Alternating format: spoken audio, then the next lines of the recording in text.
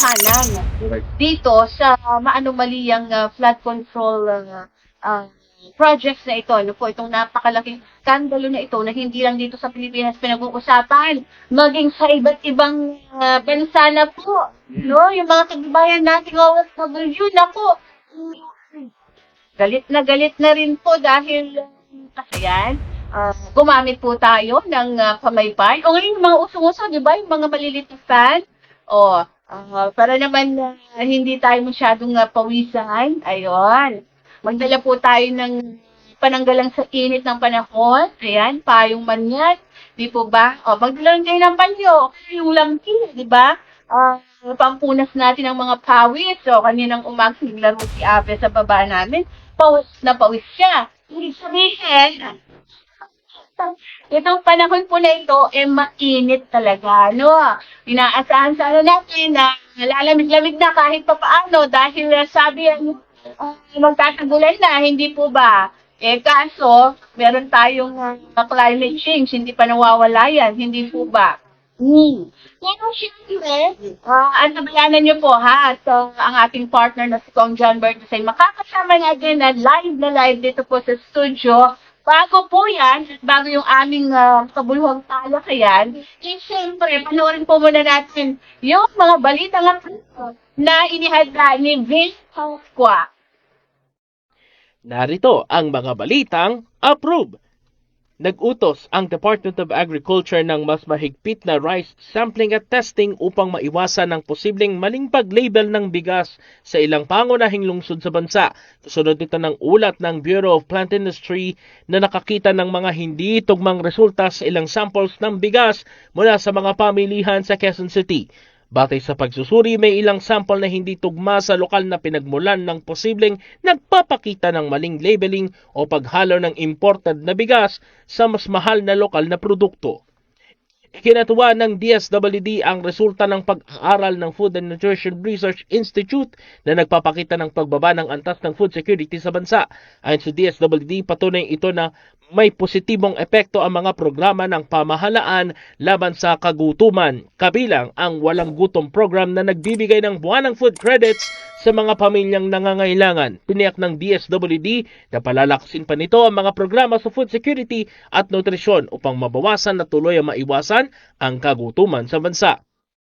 Hinikayat ng Department of Interior and Local Government o DILG ang mga local government unit na gamitin ng husto ang Operation Listo Manual on Disaster Preparedness for Earthquakes matapos ang magnitude 7.8 na lindol na tumama sa Mindanao Region noong June 8. Nilalayo ng manual na mapalakas ang kahandaan ng mga LGU bago, habang at pagkatapos ng lindol. Kasabay nito, hinikayat ng Department of Science and Technology o DOST ang mga lokal na pamahalaan at mga paaralan na gamitin ang mga earthquake resilient na housing at school designs upang mabawasan o malimitahan ang pinsala sa mga komunidad sakaling tumama ang malakas na lindol. Ayun, siyempre, pagpatuloy ng ating talakayan, ay kung bumati po muna kayo sa ating mga kababayan. Siyempre, binabati ko muna ang napakaganda kong partner. Magandang umaga, magandang tanghali at magandang gabi. Sa lahat po ng ating mga kababayan at saan man sulok ng mundo dito sa Pilipinas na nanonood at sumusubaybay sa ating programang Approve. Marami po tayong mga approve na balita, of course, na pag-uusapan. At siyempre, meron ding mga hindi ganong approve. At hindi approve. Yes, at hindi approve talaga. Kung sinasabing rice sampling at testing, laban din sa mga posibleng mislabeling ng bigas. Ito kung totoo namang nangyayari ito, hindi po ba? Kunwari yung mga imported rice o kayong NFA rice, hinahalo dun sa, sa ibang variety para mas kumita yung ating mga nagtitinda ng bigas. Actually, totoo yung partner eh. Siyempre, taga-Tarlac ka eh. Alam mo naman, isa rin sa mga rice granary of the Philippines.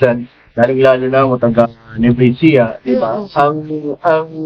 Hindi naman forget din sa mga lugar na nabanggit ko, pero dito nga nangyayari ang kadalasan sa mga malalaking warehouse na yung mga nauso na naman kasi talamak na naman yung mga smuggling na mga rice.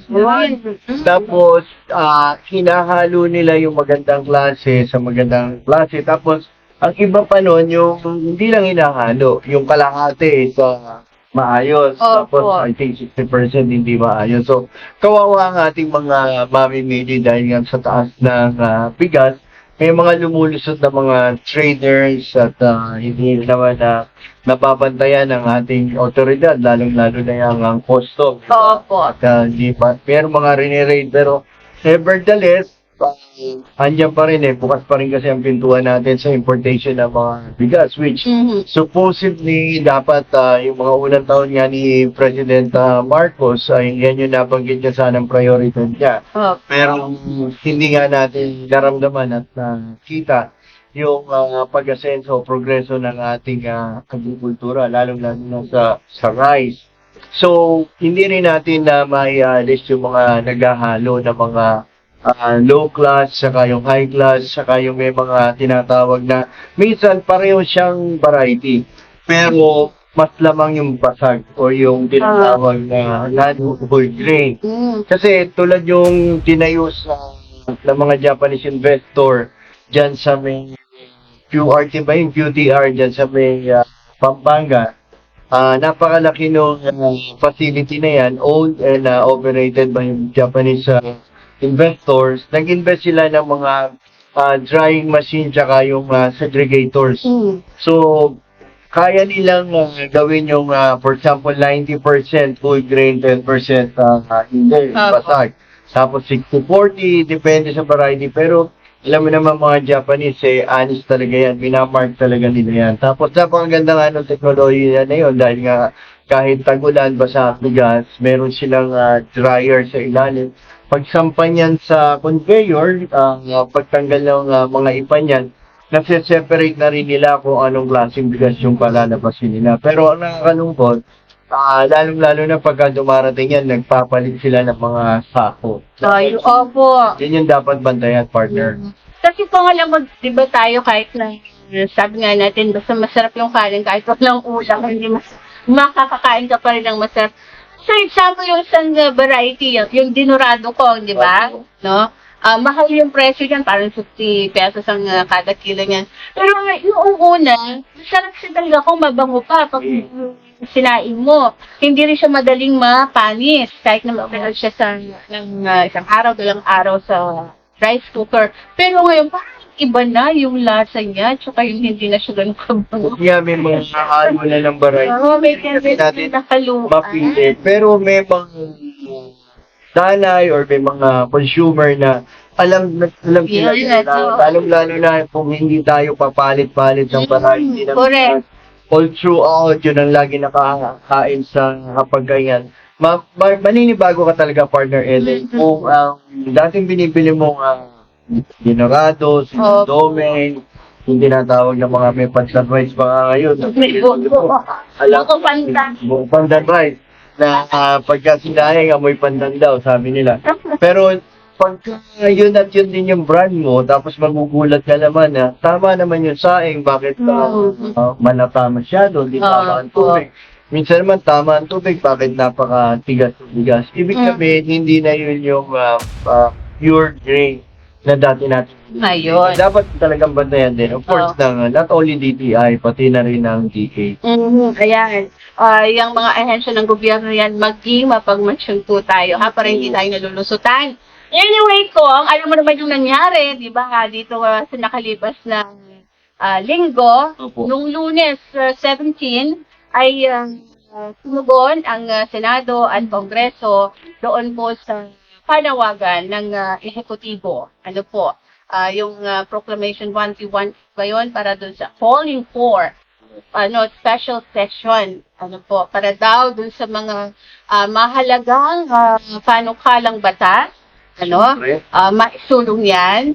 Pero syempre, alam natin alam ng taong bayan, na ito ay kaasipat din nung to legalize yung election in black.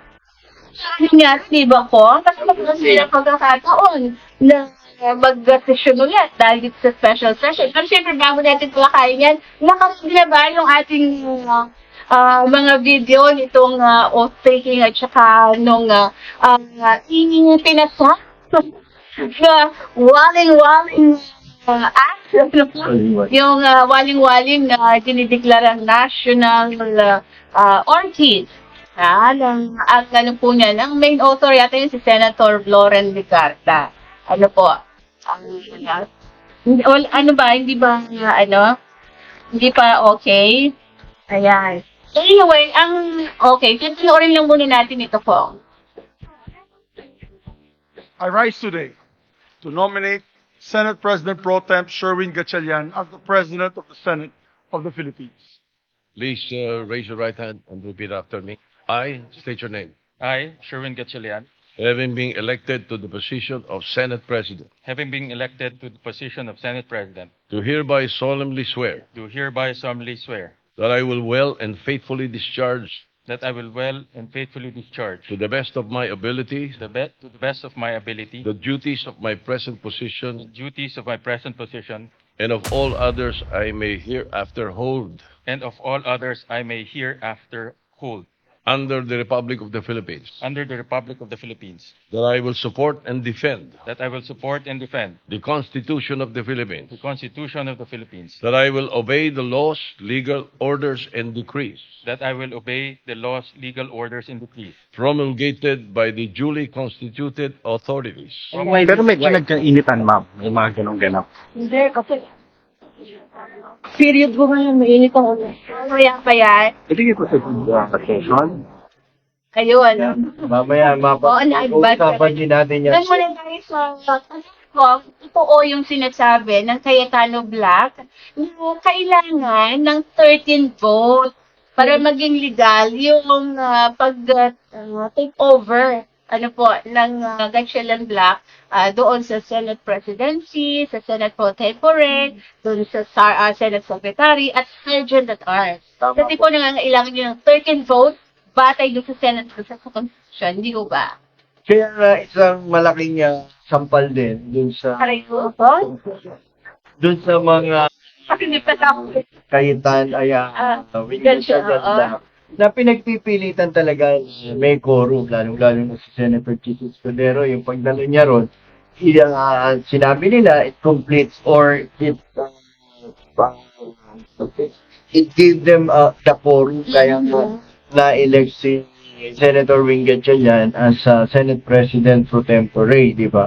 Pero, ang sabi nga, hindi nga pwede kasi hindi ka nga nagdeklara ng oath vacant at siyempre, nandiyan pa rin si Senator De Guerda na may hawak ng posisyon na yon. So, obviously, all throughout, yung pag-take over nila was illegal because ang sinunod pa rin niya para siya sumupa bilang isang Senate President ay yung 13. So, naging test case din yun sa mga abogado, tsaka mga scholars, hindi na maraming mali na nagsabi, hindi, tama yan, 12 lang yan eh. Di ba? Kasi na yung 1949 Constitution ang pwedeng apply, but it was superseded ng 1987 Constitution. So, at the end, hindi man napalitan man sa liderato si Senator Alan Cayetano, pero alam nila na yung pagiging yung proseso ay talagang nag-violate sila sa Constitution. Bendalo nga ako, Oo, Bendalo yan. Very famous na Bendalo. May kanta na tuloy ng So, Bendalo. binent nila yung binaluktot nila yung Constitution, yung batas, di ba?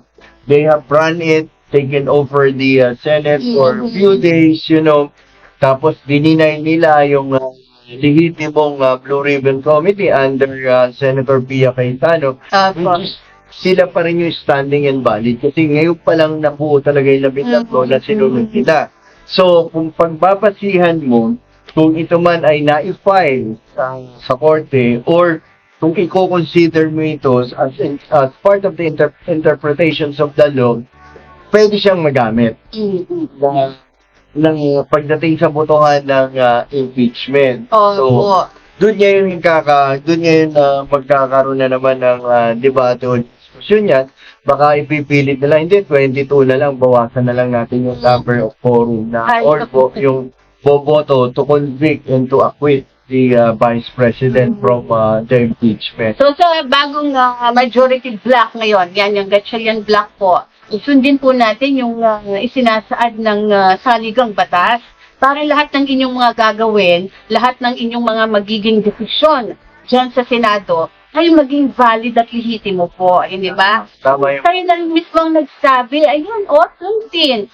Di ba? At ang malinaw dun po, sumunod at nakipagkaisa yung Cayetano Black nung sila ay magtawag na ng sesyon Correct. para dun sa commission on appointments at confirmation ng mga opisyal ng militar na kung saan po napanood din ng taong bayan yung try pa rin na puta ng batas dahil ang sinasabi lumagpas na doon sa period nung dapat ay ma-appoint o yung maaprobahan sa CA yung mga mga general. general natin. Ganun pa man, wala naman tumututol na sila ay Tsaka hindi, ano nila yun karapatan din nila yun na matanggap yung kanilang mga promotion. Kasi long overdue na sila may mga magre-retiro. Paano Yes. kung abutan ka ng retirement age mo tapos hindi ka na-confirm, di ba? As one rank higher. So, kawawa naman yung pension mo, di ba? Ayun. So, malaking magiging problema or masakit syempre dun sa nagretiro ng pinaghirapan niya. Ganun din dun sa balikan ko lang ng maiksi, di ba? Yung tawagin mo ng kung ano-ano ibansag mo dun sa 18 Marines, di ba? Yan ay talagang nagsilbi, lumaban, pumatay at halos mamatay sa ating bayan. So, dapat ang respeto natin yan ay wag nating gamitin yung mga ginagamit ng mga salita. Basurero, balikong, mga ganun po. Diba? So, Kasi, ibig sabihin ko, itong mga magre-retiro, mga military officers na ito, kapag retirado na sila, hindi mo na tatawaging mga, hindi mo ba, general? obviously, Diba? tsaka hindi, kung halimbawa, kung ikaw yung nagsalita at ang pinagsasalitaan mo ay talagang mga nagsilbi ng paglaban para sa kalayaan, lalo na dyan sa mga terorista, Opo. mga NPA, diba, sa Mindanao, they have served well decorated yung mga 18 Marines natin. Opo. Igalang natin, huwag nating tawagin ng kargador kasi ikaw mismo na nagsasalita, andito lang yung level ng edukasyon na naabot mo, di ba? Nag-radyo-radyo ka lang, sumigat ka, nag-vlogger-vlogger ka, whatsoever, naging senador ka, yung tingin mo, Kung baka nga magalit. yung mga, Doon. di ba, yung mga pinagsasalitaan mo ay may mga kredibilidad at saka may mga integridad na pinaglalaban din. Nagkataon lang na sila yung nakakaalam nitong matinding korupsyon, hindi ho ba dahil? Sila rin yung involved. Oo. Hindi mo akalain daw na ganun yung nalaman na lang nila nung mapanood na yung mga korupsyon. Na yun pala yung mga, Hawak nila. yung kanilang mga maleta na dinideliver. Hindi ho ba? Mapagtanto nila na ganun na pala yung desisyon sila. Isa rin kabayanihan yung kanila sa sakripisyo na yung buhay nila at ng kanilang pamilya dahil hindi naman basta-basta yung kanilang Correct. sinasabing binabangga, hindi po ba? Oo. Tsaka isa pa niyang partner Eden. Siguro patutukan natin ng CCTV yung mga bahay at mga kongresista at mga senador na nabanggit ng 18 Marines, di ba? Para mamaya may tinatapon ng mga maleta yung katulong nila o nilalabas na sila. Ang sinyente sa bahay niya. Oo nga no. Yan na. Ako tapos ganyan na lang sa amin, di ba? Magagamit sa lalaki nga pagka nag-abroad ako, di ba? Ang mga ng maleta ngayon, huwag niyong itapon, pamigay. Yun yan. Yung maleta mo sa yung laman. Yes. Kasi yung laman medyo questionable yan ko, hindi ko ba? Anyway, speaking of special session, siyempre nag-session sila. Tapos, after nun, ay yung impeachment pre-trial conference. Opo. Ayan, kanina nakita natin. I-play nyo na ulit yun. Pwede nyo nang i-play yung kay Atty. Kapunan at kay Atty. Sowa.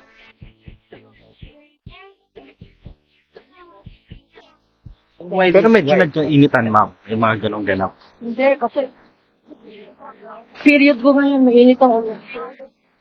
Hindi ko sa session. Hindi naman nagkainitan. So, normal naman yun sa trial. Gets mo yung sinabi ni attorney doon sa Puno.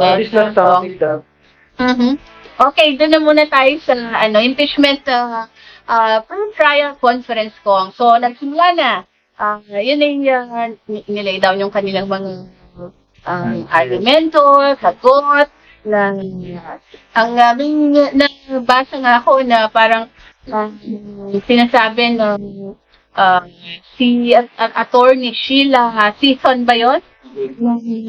Ang word ay kumbaga ikaw ako si attorney Season, ikaw si si lead prosecutor Jervy Luistro. Ayan, kumbaga parang na sapawan ni attorney Season, si Rep Luistro dito sa impeachment pre-trial conference kasi nahanap nitong prosecution si VP Sara na humarap sana. Parang hindi pa naman ito yung time Yes, na dapat humarap. Ano po. Correct. At nakita nga, yun ang sinasabi natin pong bakit kailangan closed door yung pre-trial. Kahit na sabihin natin gusto lang maging mabilis, di ba, yung pre-trial conference. So, parang nakikita ng taong bayan sana. Parang walang mga ganito magkabilang panig, iba yung sinasabi. So, yung taong bayan, kung ano yung naratibo ng magkabila, yun ang ipas sa isip ng mga ng publiko, hindi po ba? Pero kung napanood natin, at least ang taong bayan na makakakita kung sino ba talaga yung nagsasabi ng totoo after that closed door pre-trial conference na iba yung sinasabi ng prosecution, naman ang sinasabi ng defense. Alam mo, hindi rin dapat talaga ng closed door ang pre-trial. Kasi, all throughout the process of the impeachment, di ba, magmula nung iniimbestigahan nila, nagkaroon sila ng mga kanilang ebidensya, naglatag sila ng mga ebidensya nila, naglatag din sila or nag-present din sila ng mga kanilang mga witnesses, di ba, na nagbigay ng mga salaysay nila. Bakit the same topic, same what do you call this one, sworn statement and affidavit na pinirma ng mga pinipresent ang prosecutor sa panel, eh yan din naman ang i-discuss. Mag-answer lang ang defense, di ba? So ano ang dapat mong itago, di ba? Hindi mo dapat ito nga ang dapat sa publiko kasi dito na talaga magkakalabasan kasi sinampanan nila all the way kaya nga na form ng impeachment court, di ba?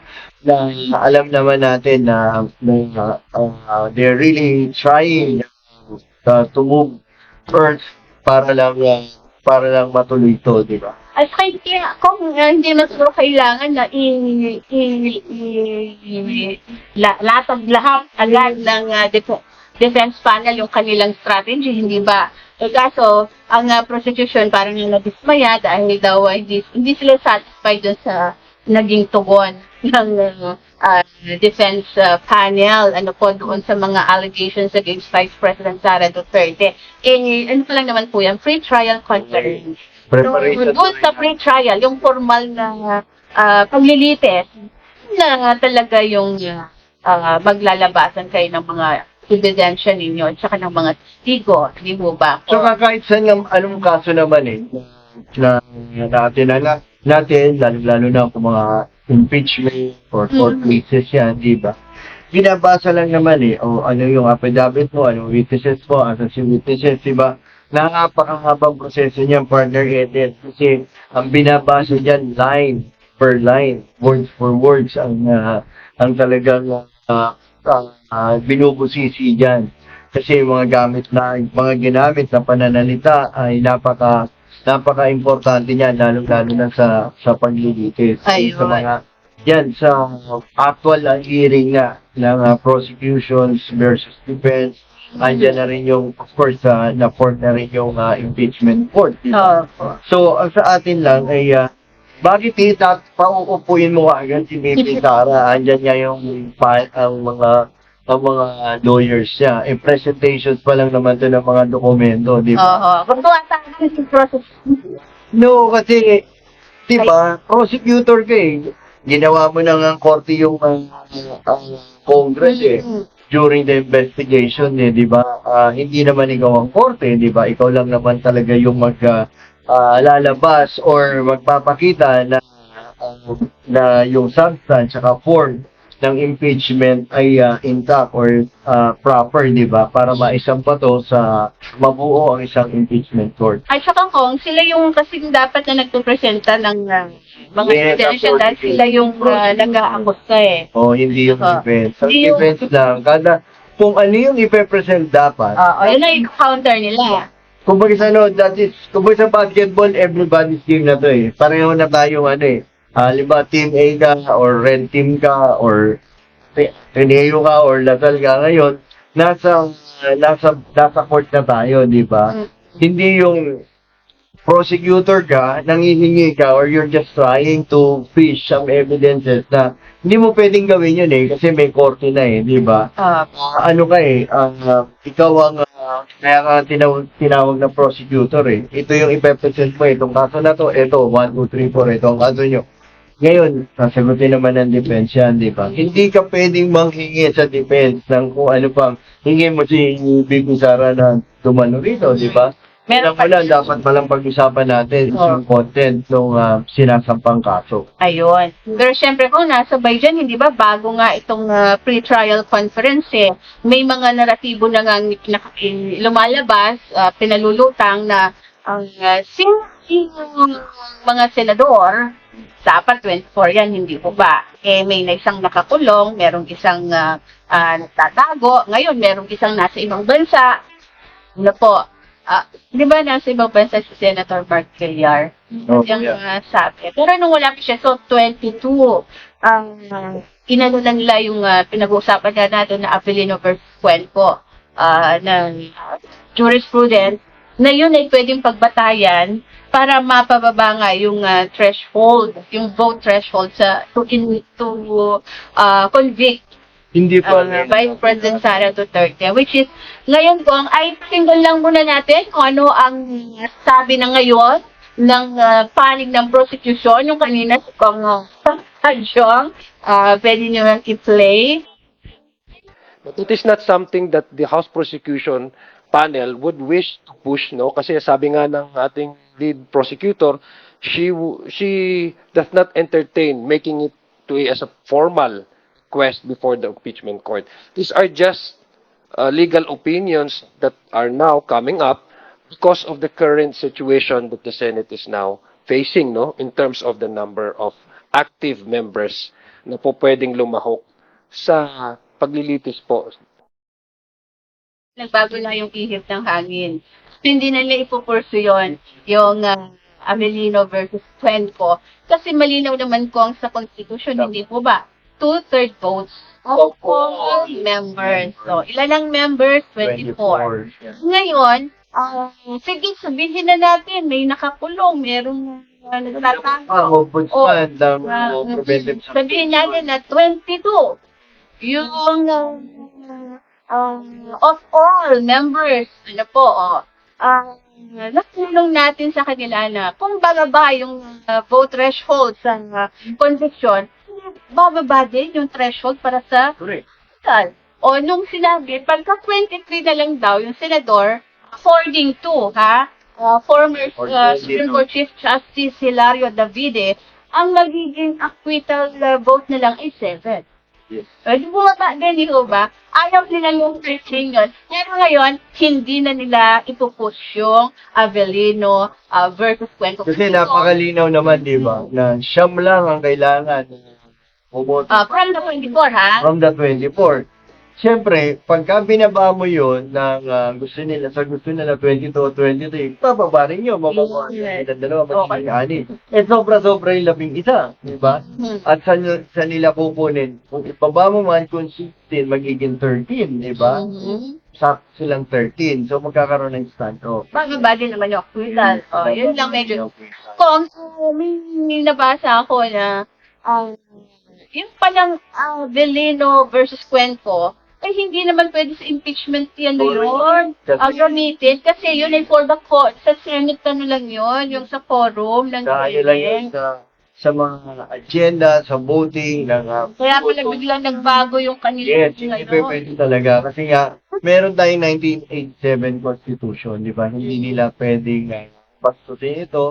Sa pagulungan lahat, kailangan mo pa rin ng 24-16 votes. Yung halimbawa, lahat ng nasa minority ngayon, gawa mo ng kaso. Kaya pinasunod-sunod ang pagkakaso nila, ano po, naipakulong na si Senator Jinggoy. Ngayon, ang kanilang kakasuhan na ang kanila ng sinasabing aarestuhin na susunod, si Senator Rodante Marcoleta. Pero yung mga naunang may kaso na, ayun, kita naman natin doon, nasa plenary. Sama pa doon sa oath-taking ni Oo. Senator Sheila Escudero. Medyo, masyado na silang nabash kasi, sa SOCMED at saka si Senator Joel Villanueva. Kilala naman natin itong mga official na ito, itong mga politiko na ito kung matagal natin na-cover sa Congress, baka nakasabay mo pa nga sa Kongreso. May paninindigan itong mga ito eh. At kung tatalino itong mga ito kung alam nila ang batas. Kaya nagtataka lang tayo at yung taong bayan, lagi lang ginagamit taong bayan, yung kababayan natin, bakit nagkaganoon sila? No? Siyempre, sabi nga ni Senator Cayetano, di ba? Alam niya yung hugot ng dalawa. Obviously, di ba? Kasi nga, very glaring, overwhelming yung ebidensya against. Ayaw makulong. Bakit naman si Senator Jinggoy nanindigan? Yes, diba? At si Senator Rodante Marcoleta kung kahapon narinig natin live siya sa ganang mamamayan program ng Net25. Correct. Correct dun sa mga ha-arresto sa kanya. Hindi siya, ang tawag dito, magre-resist. Siya. Ano nga lang doon sa dalawa, kay Senator Joel Villanueva at saka Senator Chis Escudero, di ba? Yung isa rin kasi si Senator Villanueva na nag-privilege speech na they're exposing or he is exposing Saldico. Even Martin Romualdez, Speaker Martin Romualdez was mentioned on his privilege speech, di ba? Sinabi niya isa-isa yung mga insertions, yung mga kumpanya, di ba? Tapos yung last privilege speech niya bago mag-Senate, di ba? I think that was last year. Ang binitawan niya salita was Martin Romualdez na, di ba? Ang kanyang part ng kanyang speech, di ba? Which is ang bibigat na pinupunterian na talaga niya na ito ang mga mastermind or may mga kagagawan ng flood control issues na yan. Na hanggang ngayon, hindi pa nare-resolve. Mas obvious and glaring naman yung mga ebidensya against those congressmen and senators na involved sa flood control. Na hindi nagpo-prosper yung mga kaso sa kanila. Ayun. So, syempre, bigyan pa rin natin ng benefit of the doubt. Itong mga senador na ito. Hindi natin kasi alam eh. Kasi sabi nga, kung lumaro sila sa chess, hindi natin alam eh. Mga kanya-kanya rin strategy yan. Pero sana, at the end of the day, ang mamayani po, yung katotohanan dito sa maanumaliyang flood control projects na ito, itong napakalaking skandalo na ito na hindi lang dito sa Pilipinas pinag-uusapan, maging sa iba't ibang bansa na po, yung mga kababayan nating OFW na po. Galit na rin po dahil kasama sila, syempre, sa mga apektado, hindi po ba? At yung mga foreign investors na sana ay nahihikayat natin na pumasok dito, nagdadalawang isip, kaya hirap na hirap kong magtumbita ang Pangulo. Iban lang kung pangungutang pagpunta sa ibang bansa. Anyway, dami pa naming tatalakayan. Magbe-break muna kami ng aking partner na sa ngayon ay parang nakita ko isa siya sa mga bida. Sa latest na K-drama, parang yung sa mga school, pinta doon yung sa mga eskwelahan, yung mga bullying sa school. Saan naman ang ginawa? Nanonood din sukin na. Nagbabalik pa po ang programang tatapa sa inyong mga puso Afre.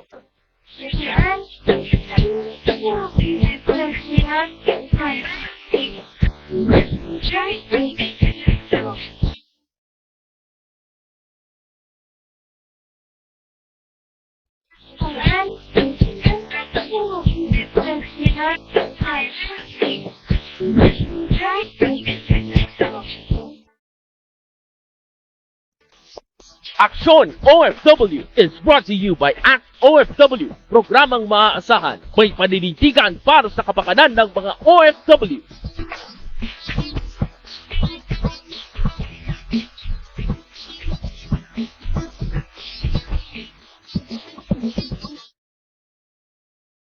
And we're back. Sabi nga natin kanina ko, di ba? Hindi lamang tayo dito sa bansang Pilipinas ang apektado ng matinding korupsyon sa kabanang bayan, kundi yung ating mga kababayang OFW sa iba't ibang bansa po na yun lang pinapadala. Ano po, napupunta rin sa korupsyon yun ang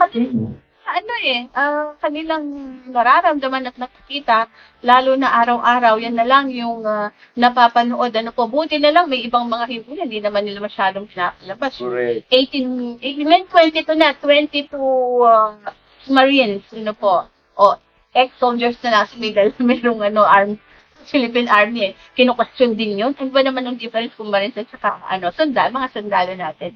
Pero kasi tinatawag na yung mga Marines or sundalo or Navy, basta na-request ka, pwede ka magpa-sign sa sa yung parang security detail sa mga Opo. Which is, totoo naman yun talaga po, hindi po ba?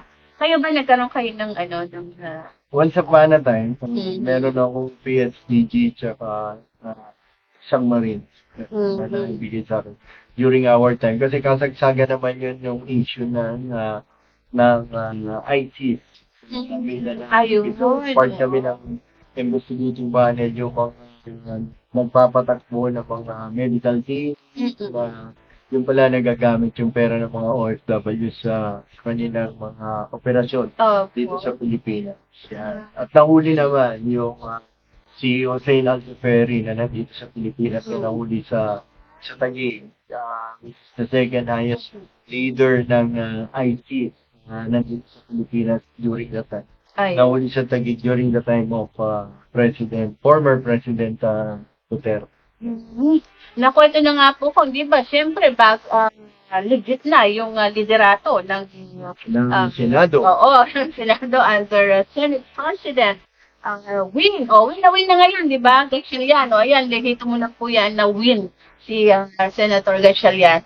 Ang naging problema lang, wala yung video, dito nung pa. Ang problema lang ngayon ko, ang tanong ng ating mga kababayan, kung sana naman umusad na rin yung investigasyon. Yes. Dito sa flood control scandal, dahil marami pa pong mga testigo yung lumutang na nga yung additional na Marines na nag-corroborate dun sa sinabi nung 18. Correct. At muling pinatunayan kung sino-sino yung mga dinilibera nila ng mga maleta. Actually, pwede rin kasing part of the investigation kasi pagka umusad na yan, sana na yung tinatawag natin yung matinong investigation talaga para lumabas lang ang sino talaga ang ulo or sino yung mga involved sa corruption na yan. Ay pwede rin ipatawag yung mga dating contractor na naging resource person na iba na kulong, yung DE, di ba, para malaman. Oo, district engineer. Kung ito bang mga Marines na to ay once upon a time ay kumuha or tumanggap ng delivery dun sa mga contractor. So, parang magkakaroon lang ng corroboration, di ba? Dun sa mga previous witnesses or previous resource person during the investigation of Congress, di ba? Pero may nabanggit kasi part of the privilege speech or statement sa media, yung Senator Erwin Tulfo. Yes. Sinabi niya, quote-unquote, dito na lang ba umiinog ang mundo natin sa investigasyon sa flood control? Sabi niya, let's move on to another. Hindi mo kasi hindi ka pwede magsalita noon kasi unang-una, nabanggit yung pangalan mo sa isa sa mga tutulubiran. Oh. Dapat, ang kanyang statement for transparency and honesty. Sige, tuloy natin investigasyon. Oo, Sasagutin ko yung mga negosyasyon na yan. Haharapin ko yung mga batas na yan. Diba? Hindi yung ikaw na mismo na nabanggit doon, sasabihin mo na, oh, ito na lang ba iinog ang mundo ng Senado? Ito na lang ba gagawin natin, investigasyon? Sana, itanong mo, sabihin mo rin sa sarili mo, oh, ito na lang ba, dito na lang ba iinog sa impeachment ang Oo nga naman. Senado at saka Oo. Kongreso. Let's move on to other much important legislative mga bills Opo. makakatulong at magkakaroon ng mga programa para sa tuloy-tuloy na pagtaas ng fuel. Nasa fuel crisis pa rin tayo. Ang ating napakataas ng ating inflations, di ba? Yung dollar sumamba na sa record high na Opo. napakataas, di ba? So, para masabi mong let's move on, di ba? Huwag yung gustong marinig ng taong bayan na may sino pa talaga ang involved dyan sa flood control. Kasi ikaw mismo na nabanggit, ang sinasabi mo nga na let's move on, di ba? Ano yun? Pwede bang kalimutan na lang natin ilang trillion yung ninakaw? Speaking of trillion ko, di ba? Gusto mo mag-move on ka sa trilyong nawala sa kaban ng bayan at ituloy mo Di focus ka dun sa pwede. 125 million sa impeachment, di ba? Di ba? Parang ang layo ng difference. Dapat, maging fair lang tayo patas at huwag bias. Parehong imbestigahan, di ba? Ano Parehong ba? iloy. Kung malinis ka talaga, di ba, bilang isang dating mambadat mambabata, sasabihin mo na, sige, i-call na natin, di ba, hatiin natin ang Blue Ribbon Committee from the minority members as well as the majority members. And magtulungan tayo pare-pareho, ituloy natin yung investigation. Pakinggan natin. At tapos, at the end of the day, maglabas tayo ng resolution urging the Ombudsman, Sandigan Bayan, or DOJ na pailan ng kaso kung sino man yung dapat mapailan ng kaso. Kung yung dalawang jumper ba, di ba, na si Chief Escudero at saka si Joel Villanueva. And at the same time, yung mga nabanggit na pangalan. Selective ang justice daw natin ngayon po eh. Yun ba Hindi yun? lang selective, di ba? We are even pending the law, di ba? Based on dun sa gusto natin mangyari, gusto natin matinig, di ba? Opo. Ito ay hindi naaayon sa ating plano, hindi naaayon dun sa mga gusto natin mangyari. Of course, may paraan sila para baliktarin niya. Napakapangit lang bilang isang senador na isa sa mga napangalanan. At siya man talagang nilagay doon, ano? Na ikaw mismo ang magsasabi na let's move on, di ba? Maraming gawain. Ano yung gawain? Tapusin muna natin to. Kaya tayo nag-call ng special session because ang nagiging problema, di ba, yung BRB ba, yung Blue Ribbon Committee na Opo, walang PRC. natatapos, di ba? Nag-aaksaya tayo. And also, na-quote ko rin all throughout this leadership chaos and fight between the two, di ba? Nabanggit na was it 25 billion ang nagastos daw ni Cayetano all throughout sa leadership? Doon sa ilang araw niyang, ano? Yes. 700 million po, kasi kung 25 million ang per day, Oh. 700 million, ay sabi ni Senator Ping Lacson. Dapat, balikan ni May Bula. dintos kaya sila 700 million kasi si Senator Gatchalian ang sinasabing finance, Yes, correct, di ba? Kung balikan nila kung kanino nagmula yung statement na 25 billion per day. Galing I think Senator Sherwin. Sherwin, di ba? So, kung kukumputin mo yon, di ba? Tapos tignan natin kung magkano yung ginastos all throughout na naupo si Senator Cayetano, di ba? Hindi nga siya nakapasok po, hindi siya, Senate President of, Rome, di ba? Yung Tsaka, na. isa pa, kung titignan mo parang hindi makatotohanan that you will spend something like a billion plus on a very short period, di ba? Sana verify din ni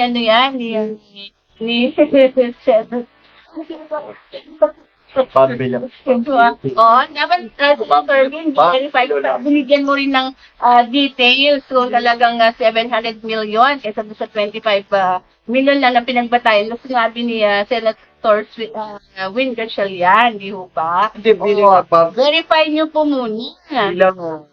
ang public figure, Mhm. bago sana magbitaw ng mga ganyang salita tulad ni Senator Tulfo, Erwin Tulfo na let's move on, di ba? Yan na lang ba iikot mundo natin, di ba?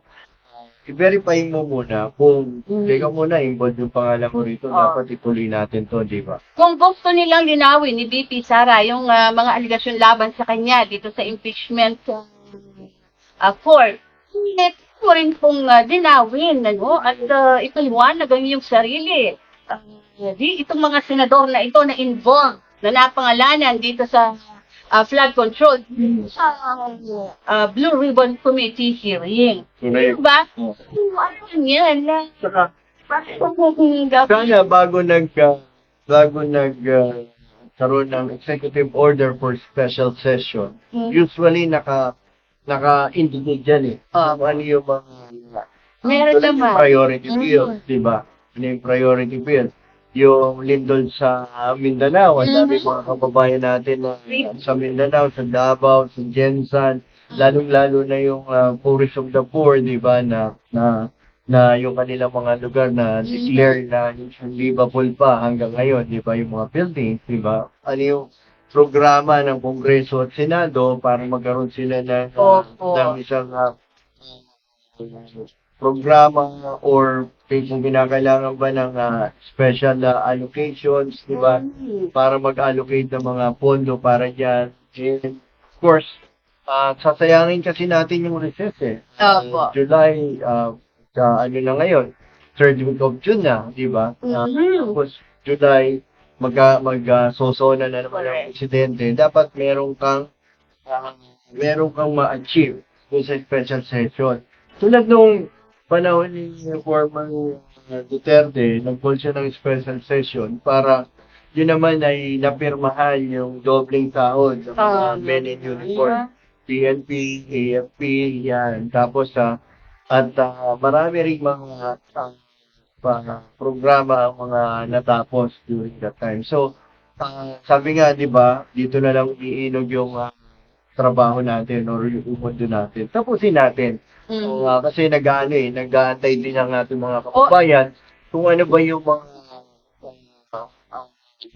nangyari na investigasyon. Yung ICI, di ba? Ano ba yung talagang nilabas na report, di ba? Yung mga statement. They have invited lahat open yung investigation, pero bakit pagdating nung pumunta na doon si former speaker Martin Romualdez, closed door, di ba? Yung ICE. Ano yung mga report na dapat isiwalat at malaman ng taong bayan? Ayun. At yung additional na mga hindi pa nababanggit po ng mga sinasabi ng mga dating sundalo dun sa ledger. Actually, nahanap ito ng mga senador yung ledger na to hindi ko ba na nasa nila pangangalaga na pwede ring ilabas. Yes. Kung sakaling kakailanganin po. Hindi lang pong about sa flood control yung laman itong ledger na ito, kundi maging yung pangalan ng mga tao na nakinabang dun sa PhilHealth Fund. Yes. Isa rin ito. At yung PDIC Fund. Pati nga yung binabanggit nila na ano bang ahensya ito, yung sa tubig? Luwa? Sa tubig. NIA, National Irrigation. Sa patubig. National Irrigation. Ayun. May kasama rin pala yun po. Ang alam ko, may hawak nitong NIA na to. Yung laging walang problema, okay lahat. Pagka in-interview mo, walang problema.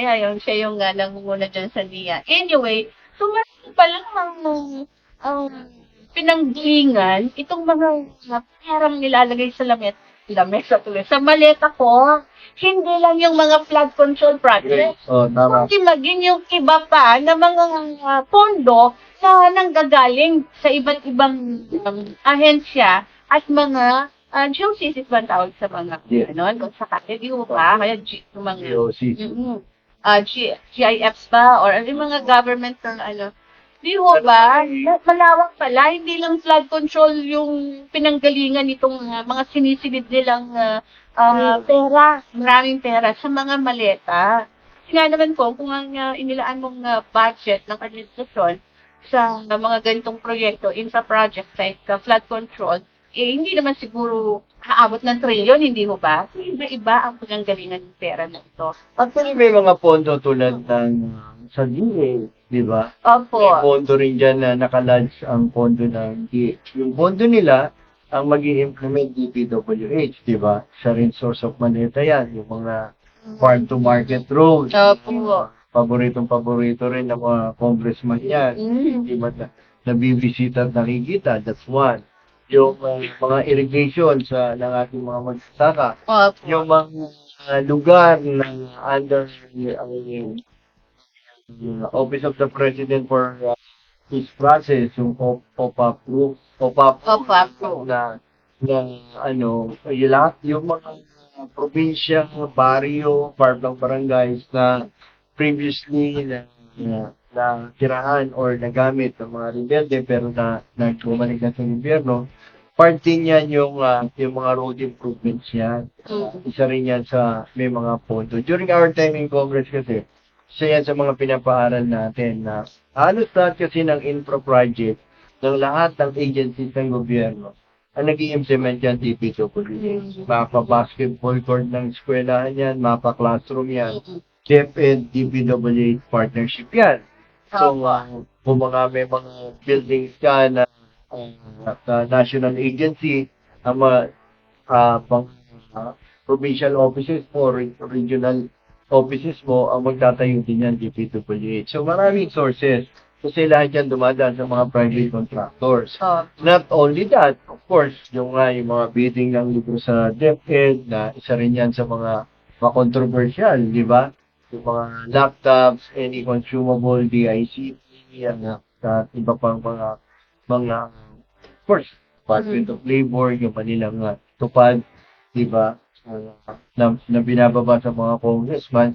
Meron din sila mga tinatawag na share dyan or commission pagka kada request nila nabababa sa kanilang mga distrito tulad yan ng nabanggit ni Congressman Libiste at saka former Congressman Barsaga na ang mga kongresista kasi yung soft fund mo at hard fund mo, ibig sabihin yung infra fund mo,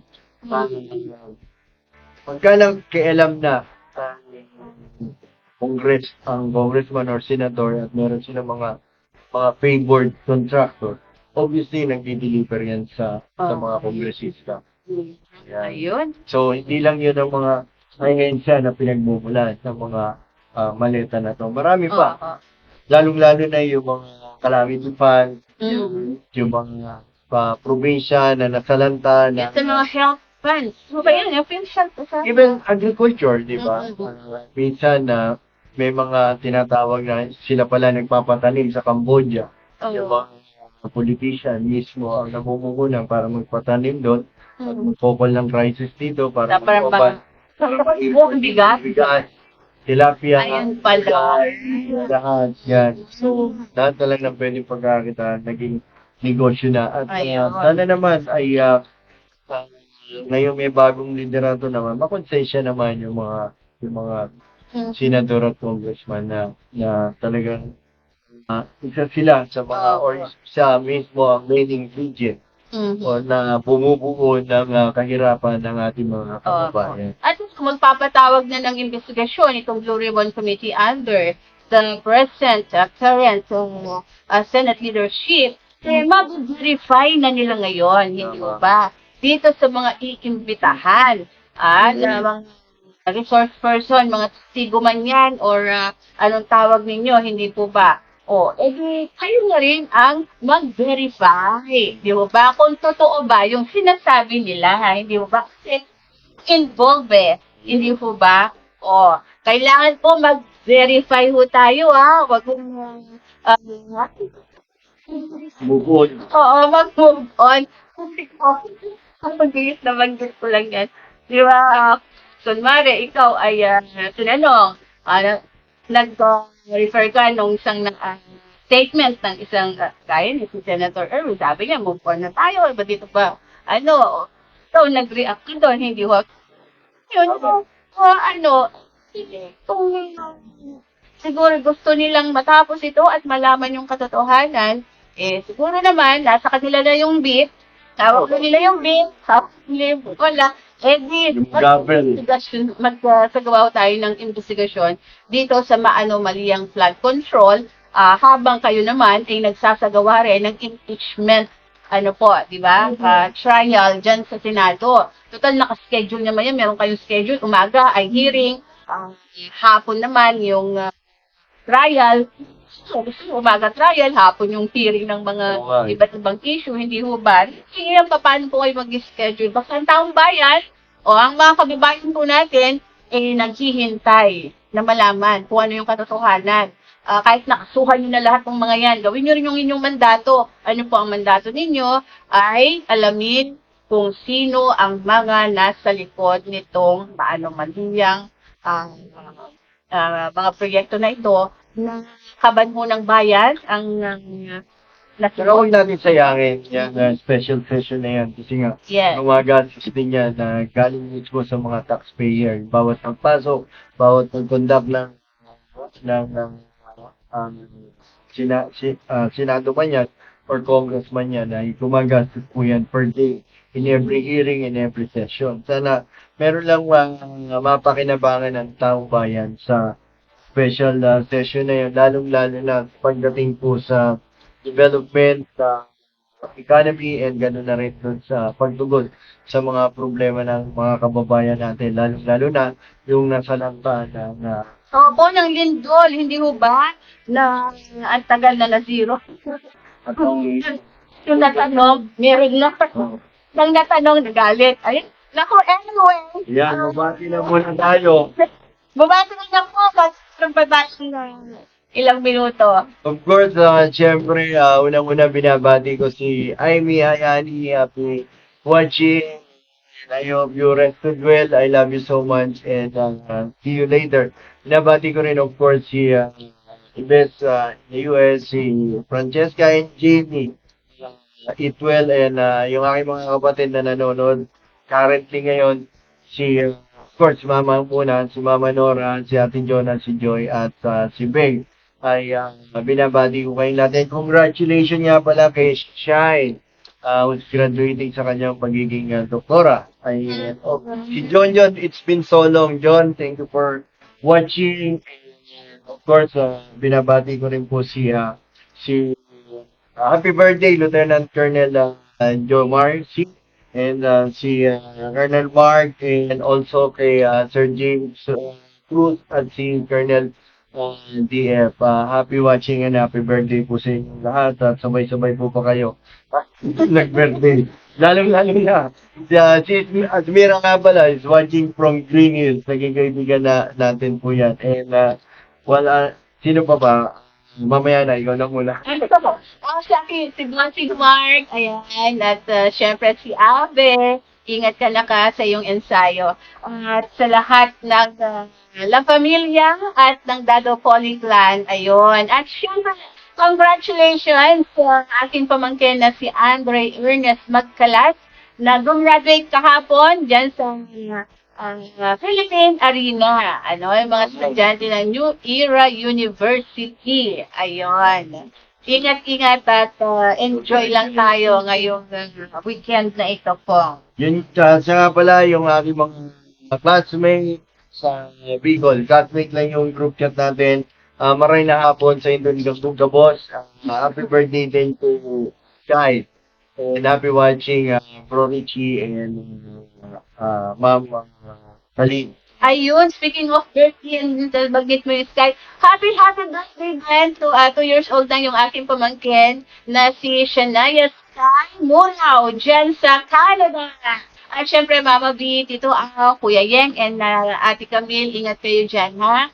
At enjoy din. Ayun. Ay, isa na lang pala, si Mitch Ruben nga pala ng Team Kurad. Happy birthday and to all members of Team Kurad na nagse-celebrate ng birthday. Happy birthday. And of course, bukas araw ng mga ama. Yun, ayun pala, happy Father's Day ko. Yeah, Na-advance sila kami. Naku, mag-doble yata yung celebration. yan. Nag-invest kami last Sunday. Kala ko pa naman. Opo. Yun na. Para po sa mga ama ng tahanan, bukas po ay libre kayo at pwede po kayo hindi maglabas, maglakad ng bata. Dahil hindi magluto, dahil Happy Father's Day po bukas. Ayan. At yung everyday ko. Mother's Day at Father's Day. Ayun. Wala na tayo. At si Ethel Suarez is watching. Ayun. Si Rowena nga rin pala na Ginaldo is watching also. Mhm. Anyway, Maduma is watching mo. Oh, dati nga pala. Kaya, nawag lang tayo ba? O, syempre po ha, have a happy and safe weekend. Ayan. Para sa inyong lahat mga kababayan. Basta, lagi lamang ho tayong sa katotohanan pumanig para hindi tayo maligaw ng landas.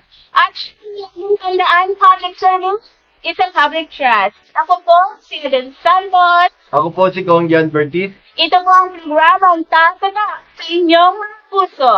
At yun,